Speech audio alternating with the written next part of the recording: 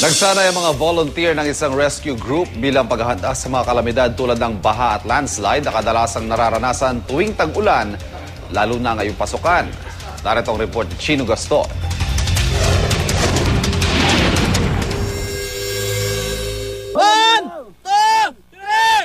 Gamit ang mga lubid at stretcher, inangat ng mga miyembro ng Victory Alpha Wilderness Rescue ang isang sugatang tao mula sa malalim na bangin sa Mount Makulot sa Batangas.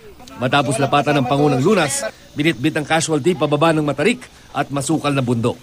Isang bahagi lamang ito ng training ng grupo sa Wilderness Search and Rescue na layong makatulong sa pagresponde sa mga sakuna gaya ng landslides, earthquake at mga pagbaha. Bilis! Chopper cannot hold! Bilis!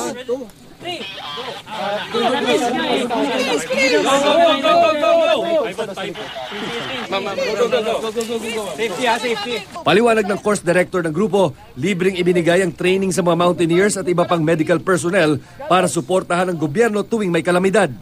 Sa napipintong pagsimula ng tag-ulan, mahalagang may mga rescue volunteers para umalalay sa search and rescue operations. This is our force multiplier.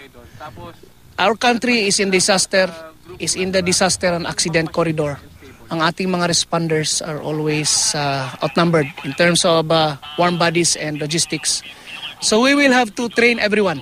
Hindi lamang tinuturuan ng mga volunteers kung paano kunin mula sa mga disaster areas o lugar ng sakuna ang mga biktima, kundi kung paano rin gamutin ang mga taong kanilang nare-rescue.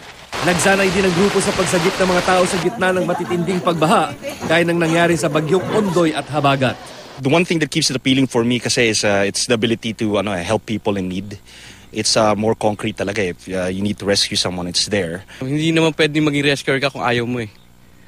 Pag ginagawa mo yung isang bagay, dapat gusto mo. Dapat sa puso mo. Ipinangalan ng mga volunteer ang kanilang grupo sa initials ng nasawing mountaineer na si Victor Aizon na namatay sa Mount Makulot noong Abril.